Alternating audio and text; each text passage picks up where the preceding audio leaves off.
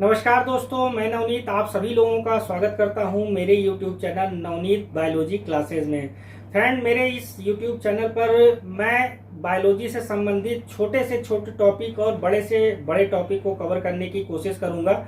और मैं ये भी कोशिश करूंगा कि मैं जो बातें यहाँ पर बताऊं वो आपके माइंड में आसानी से पहुंच सके, आप उसको आसानी से समझ सके। मेरे इस चैनल पर शुरुआत में बॉडी सिस्टम से करूंगा। जो 12 तरह के बॉडी सिस्टम होते हैं किसी भी ह्यूमन में, चाहे वो मेल हो या फीमेल हो, तो हर एक सिस्टम को मैं धीरे धीरे करके कवर करूंगा। तो आज का जो मेरा टॉपिक रहेगा वो फीमेल रिप्रोडक्टिव सिस्टम से रहेगा, क्योंकि जो यूट्यूब है, गूगल है, उस पर जो सबसे ज्यादा सर्च किया जाने वाला टॉपिक है वो फीमेल रिप्रोडक्टिव सिस्टम को लेकर होता है। और फीमेल रिप्रोडक्टिव सिस्टम के अंदर भी एक सवाल जो है लोगों के जहन में बहुत चलता है कि फीमेल रिप्रोडक्टिव सिस्टम में हाइमेन, जिसको हिंदी में कहते हैं सील, वो कहाँ पर पाया जाता है, हाइमेन कितनी तरह का होता है, क्या हर लड़की के अंदर हाइमेन पाया जाता है। जब कोई लड़की पहली बार सेक्स करती है तो जरूरी है कि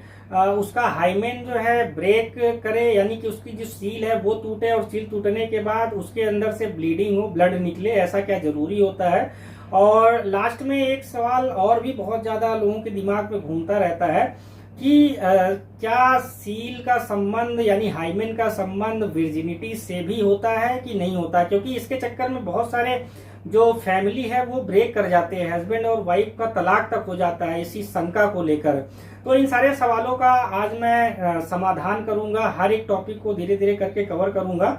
और फ्रेंड, एक बार फिर से आपसे रिक्वेस्ट है, अगर मेरा ये टॉपिक आपको समझ में आता है, आपको लगता है कि मेरी ये जो जानकारी है वो अच्छी तरीके से आपको समझ में आ गई है, तो इस वीडियो को लाइक करना ना भूले। चैनल पर पहली बार आए हैं तो चैनल को सब्सक्राइब करना ना भूले। वीडियो अगर आपको पसंद आती है, यूजफुल लगती है, तो आप इसको अपने फ्रेंड के साथ में शेयर करना बिल्कुल ना भूले। चलिए शुरू करते हैं। हाइमेन यानी कि सील को लेकर जो सबसे अहम और सबसे बड़ा सवाल ये है कि भाई ये सील नाम की चीज जो होती है ये लड़कियों में पाई कहाँ पर जाती है।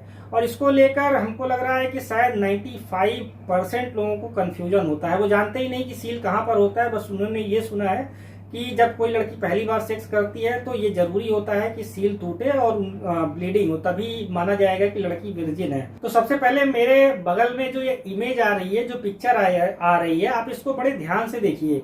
ये फीमेल का इंटरनल रिप्रोडक्टिव सिस्टम होता है। अब आप इस पिक्चर में देखिए, इसमें 2 ओवरी है, एक राइट हैंड साइड में एक ओवरी पाई जा रही है और दूसरा जो है लेफ्ट हैंड साइड में एक ओवरी पाई जा रही है। तो महिलाओं के अंदर जो है एक पेयर ओवरी का पाया जाता है और यहीं से महिला जो है अंडा रिलीज करती है, एग रिलीज करती है। महिलाओं के अंदर महीने में केवल एक अंडा बनता है और ये अंडा या तो राइट हैंड साइड वाली ओवरी से बनेगा या लेफ्ट हैंड साइड वाली ओवरी से बनेगा। जहां पर महिलाओं के अंदर हर एक महीने में केवल एक अंडा बनता है, वहीं पर पुरुषों में अगर बात करें तो हर एक सेकंड में पुरुषों के अंदर जो टेस्टिकल्स पाए जाते हैं, जो 2 गोलियां पाई जाती हैं, उससे 1500 स्पर्म यानी 1500 शुक्राणु पर सेकंड निकलते हैं। यानी अगर एक दिन की बात करें तो पुरुष के जो टेस्टिकल्स होते हैं वो मिलियंस में स्पर्म का प्रोडक्शन करते हैं, लाखों में जो है वो शुक्राणु बनाते हैं। अब ओवरी के बगल में एक ट्यूब पाई जाती है जिसको फैलोपियन ट्यूब बोलते हैं। एक ट्यूब राइट हैंड साइड में पाई जाती है जो कि ओवरी से सटी हुई होती है, लगी हुई होती है, और दूसरी जो है लेफ्ट हैंड साइड में ओवरी से लगी होती है। अब ये जो फैलोपियन ट्यूब होता है इसी में निषेचन होता है, इसी में फर्टिलाइजेशन होता है। यानी कि जब पुरुष का जो शुक्राणु होता है और महिला का जो अंडा होता है, ये दोनों इसी फैलोपियन ट्यूब में मिलते हैं, वहां पर निषेचन होता है जिसको अंग्रेजी में फर्टिलाइजेशन बोलते हैं, और फिर जाइगोट बनता है, बच्चे बनने की प्रक्रिया शुरू हो जाती है। अब उसके नीचे आप देखिए, यहाँ पर यूटेरस होता है, यानी हिंदी में अगर आप इसको कहें तो गर्भाशय होता है। तो जब एक बार बच्चा जो है बनने की प्रोसेस फैलोपियन ट्यूब में शुरू हो गई, फर्टिलाइजेशन हो गया, तो फिर बच्चा जो है वो धीरे धीरे सरकते हुए इसी यूटेरस में आ जाता है, गर्भाशय में आ जाता है और गर्भाशय की दीवार से चिपक जाता है। और 9 महीने फिर यहीं पर बच्चे की ग्रोथ होती है, डेवलपमेंट होती है बच्चे की शरीर के हर एक अंग बनते हैं। गर्भाशय के नीचे आप देखिए सर्विक्स नाम की एक चीज है। तो सर्विक्स क्या होता है, एक बहुत ही पतली सी ट्यूब होती है, नली होती है, और ये स्पर्म को रास्ता देती है आगे बढ़ने के लिए। वजाइना से होते हुए इसी नली के थ्रू जो है स्पर्म गर्भाशय में पहुंचते हैं, और गर्भाशय में से फिर कुछ स्पर्म जो है राइट फैलोपियन ट्यूब में चले जाते हैं, कुछ लेफ्ट फैलोपियन ट्यूब में चले जाते हैं। सर्विक्स के ठीक नीचे आप देखिए तो यहाँ पर वजाइना होती है। वजाइना का मतलब योनि होता है, और ये बहुत ज्यादा इंपॉर्टेंट रोल प्ले करता है। पुरुष जो होता है, जो उसका पेनिस होता है, हिंदी में जिसको लिंग कहते हैं, वो इसी वजाइना में जो है प्रवेश करता है इंटरकोर्स के समय, और इसी वजाइना में पुरुष जो है अपना शुक्राणु छोड़ता है, और उसके बाद फिर आगे की सारी प्रोसेस होती है। अब आप ये समझ लीजिए कि पुरुष ने वजाइना में अपना जो है पेनिस पेनिट्रेट किया, वहीं पर जो है उसने अपना शुक्राणु छोड़ा। उसके बाद ये गर्भाशय ग्रीवा यानी सर्विक्स से शुक्राणु होते हुए यूटेरस में पहुंचे, और यूटेरस से कुछ जो शुक्राणु है वो राइट हैंड साइड वाली फैलोपियन ट्यूब में चले जाते हैं, कुछ लेफ्ट हैंड साइड वाली फैलोपियन ट्यूब में चले जाते हैं। क्योंकि महिला के अंदर महीने में केवल एक अंडा बनता है, चाहे वो राइट वाली ओवरी अंडा बनाए या लेफ्ट वाली ओवरी अंडा बनाए। शुक्राणु जो है वो दोनों तरफ के फैलोपियन ट्यूब में जाते हैं। तो अगर अंडा जहां पर भी मिल जाता है, चाहे वो राइट वाले में मिल जाए अंडा स्पर्म से, या लेफ्ट वाले में मिल जाए, फिर फैलोपियन ट्यूब में ही फर्टिलाइजेशन हो जाता है। अंडा जो है वो स्पर्म से मिल जाता है, और वहीं पर फर्टिलाइजेशन होकर जाइगोट बनना शुरू हो जाता है, बच्चा बनना शुरू हो जाता है। ये तो इंटरनल रिप्रोडक्टिव सिस्टम फीमेल की बात हो गई। अब फीमेल के एक्सटर्नल रिप्रोडक्टिव सिस्टम की बात कर लेते हैं। तो जैसा आपको इस पिक्चर में दिख रहा है, इस पूरे पिक्चर को वल्वा बोलते हैं, इस पूरे पिक्चर को वजाइना नहीं बोलते हैं। वल्वा का एक पार्ट होता है वजाइना। तो वल्वा आप जैसा आपको इस पिक्चर में दिख रहा है, तो वल्वा में सबसे ऊपर की तरफ हेयर्स पाए जाते हैं और बाल पाए जाते हैं। उसके बाद आप फिर आगे देखिए, वल्वा के अंदर जो है एक छोटा सा होल पाया जाता है, छिद्र पाया जाता है, जिसको यूरेथ्रल ओपनिंग बोलते हैं, यानी कि मूत्र मार्ग बोलते हैं। और इसी मूत्र मार्ग से जो लड़कियां होती हैं वो उनका पेशाब बाहर आता है। अब मूत्र मार्ग के नीचे एक दूसरा छिद्र पाया जाता है जिसको वजाइना बोलते हैं। और जैसा मैंने अभी इंटरनल सिस्टम में आपको बताया था, यही वजाइना होता है, और यहीं पर जो है लड़के अपना पेनिस पेनिट्रेट करते हैं, अपना लिंग अंदर डालते हैं। तो महिलाओं के अंदर मूत्र मार्ग अलग होता है, जहां से मूत्र निकलता है, और जो संबंध बनाने वाली चीज यानी कि वजाइना होती है वो अलग होती है, और यहीं से जो है शुक्राणु अंदर जाते हैं। पुरुषों में दोनों एक ही रास्ता होता है, यानी कि पुरुष जहां से पेशाब करता है वहीं से उसका स्पर्म भी बाहर निकलता है, लेकिन एक समय में केवल एक चीज ही होगी।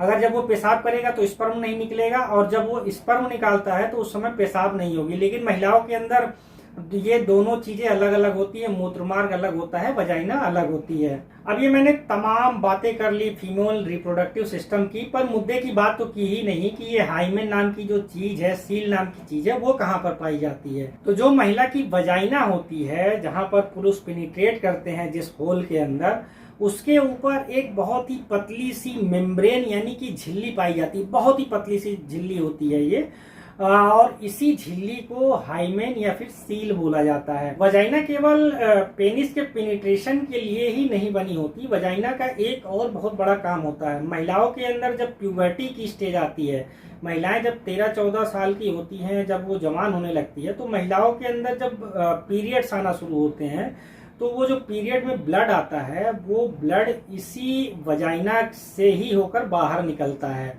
तो इसका बहुत बड़ा रोल होता है वजाइना का। अब आप इस पिक्चर को देखिए, इसमें क्या बताया गया है कि हाइमेन जो है, यानी कि लड़कियों के अंदर जो सील नाम की चीज पाई जाती है, वो भी कई तरह की होती है। सबसे पहले जब लड़कियां बहुत छोटी होती हैं, उनकी उम्र लगभग 1 साल से लेके 7-8 साल के बीच में होती है, तो उनका जो आउटर रिप्रोडक्टिव सिस्टम होता है, उसमें केवल एक छिद्र पाया जाता है, एक होल होता है, जो कि यूरेथ्रल ओपनिंग यानी मूत्र मार्ग होता है, और बाकी दूसरा छेद नहीं पाया जाता है, और केवल उस पर एक ये झिल्ली पाई जाती है पतली सी, और इसी को बोलते हैं इनपरफोरेटेड हाइमेन।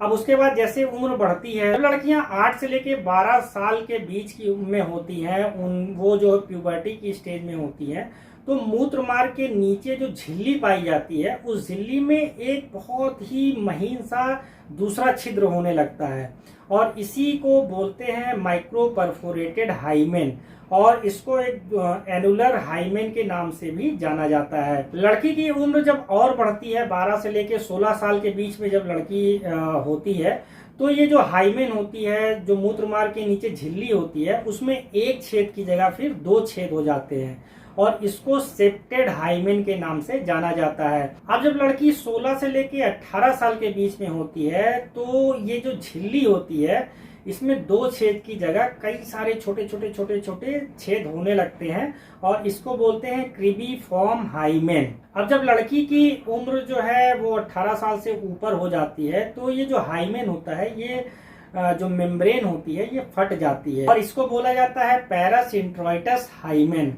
तो अब आप भी ये चीज समझ गए होंगे कि जैसे जैसे उम्र बढ़ती है, तो ये जो झिल्ली पाई जाती है, जो ये मेम्ब्रेन वजाइना के ऊपर पाई जाती है, उम्र बढ़ने के साथ में ये अपने आप धीरे धीरे करके फटनी शुरू हो जाती है। तो इसका जो है सेक्स से कोई लेना देना नहीं होता। अब क्योंकि अब जो शादियां हो रही हैं, आप सोचिए कितने साल में हो रही है, किसी लड़की की शादी जो है 23 साल में हो रही है, किसी की 25 साल में हो रही है, किसी की 28 साल में हो रही है। और तो आप सोचिए कि ये हाइमेन तो पहले से ही फट गया है उम्र बढ़ने के साथ में, तो ऐसे में जब लड़की सेक्स करेगी तो ये जरूरी नहीं होता कि उसके अंदर से ब्लीडिंग हो, पहली बार सेक्स करने पर उसके अंदर से खून निकले। पहले जो शादियां होती थी वो बहुत कम उम्र में होती थी। लड़कियों की शादियां जो है 8 से लेके 11-12 साल तक में कर दी जाती थी। तो आप सोचिए, जैसा मैंने ये हाइमेन के टाइप बताया, जो सील जो होती है, सील के कई सारे प्रकार मैंने बताए, तो लड़की जब 8 से लेके 12 साल के आसपास में उस समय रहती होगी, तो उसमें जो है माइक्रो परफोरेटेड हाइमेन होता होगा। और माइक्रो परफोरेटेड हाइमेन में, क्योंकि हाइमेन में एक बहुत ही छोटा सा छिद्र होता है, तो लगभग पूरा हाइमेन उस समय रहता होगा। और उस समय जब लड़की की शादी हो जाती थी, बाल विवाह हो जाता था, तो लड़का जब पिनिट्रेट करता था, तो ये जो सील होती थी, मेम्ब्रेन होती थी, या फिर आप उसको झिल्ली कह सकते हैं, वो उस समय फटती थी। क्योंकि ये जो झिल्ली बनी होती है, ये टिश्यूज से बनी होती है, तो ये फट जाती थी और ब्लीडिंग होती थी। तो पहले जब शादियां भी एक जमाने में जब हुआ करती थी, बहुत छोटी उम्र में शादियां हुआ करती थी, तो लड़की विर्जिन है या नहीं विर्जिन है, इसके लिए वो पहली रात में सफेद चादर का भी इस्तेमाल करते थे और उससे ये पता लगाते थे कि लड़की विर्जिन है कि नहीं है। लेकिन आज का दौर पूरी तरह से बदल चुका है। शादियां बड़ी उम्र में होती हैं और उम्र बढ़ने के साथ में जो ये सील होती है वो पहले से ही ब्रेक हो जाती है। तो ऐसा जरूरी नहीं है कि पहली बार सेक्स करते समय जो है ब्लीडिंग हो या ना हो। और दूसरी एक चीज और है, आज के जमाने में आप देखिए, जो लड़कियां होती हैं वो लड़कों से कंधा मिलाकर काम कर रही हैं। लड़के अगर मिलिट्री में जा रहे हैं तो लड़कियां भी मिलिट्री में जा रही हैं, लड़के दौड़ लगा रहे हैं तो लड़कियां दौड़ लगा रहे हैं, लड़के साइकिल और मोटरसाइकिल कार चला रहे हैं तो लड़कियां भी कर रही हैं। हर वो काम जो लड़के आज के समय में कर रहे हैं वो लड़कियां भी कर रही हैं। तो लड़कियां जो है, जब वो फिजिकल वर्क भी करती हैं, अगर वो दौड़ लगाती हैं, साइकिल चलाती हैं या कुछ भी जब फिजिकल वर्क वो करती हैं, तो उनका जो ये हाइमेन होता है, फिजिकल वर्क की वजह से हाइमेन पर प्रेशर पड़ता है और हाइमेन जो है वो फट जाता है। तो एक चीज आप समझ लीजिए, और खासकर मैं लड़कों को यहाँ पर कोट करके कह रहा हूँ कि हाइमेन का कोई भी रिलेशन नहीं होता है वर्जिनिटी से। आप अगर ये सोचे कि लड़की जो है सेक्स कर रही है और उसके जो है ब्लीडिंग नहीं हुई, तो इसका मतलब ये नहीं है कि लड़की वर्जिन नहीं है। क्योंकि जैसा मैंने पूरा यहाँ पर डिटेल में बताया, तो अब आपको भी ये चीज़ समझ में आ गई होगी कि हाइमेन जो है उम्र के बढ़ने के साथ में पहले से ही ब्रेक होना शुरू हो जाता है। तो मेरे ख्याल से जो यहाँ पर मैंने जानकारी दी वो आपकी समझ में आया होगा। कुछ और भी अगर आपके सवाल चल रहे हो आपके मन में सील को लेकर, हाइमेन को लेकर, तो आप मेरे कमेंट बॉक्स में कमेंट करके पूछ सकते हैं और आगे मैं फिर दूसरे टॉपिक भी कवर करूँ। तो फ्रेंड, आशा करता हूँ आपको मेरी ये वीडियो पसंद आई होगी। आपका बहुत बहुत धन्यवाद।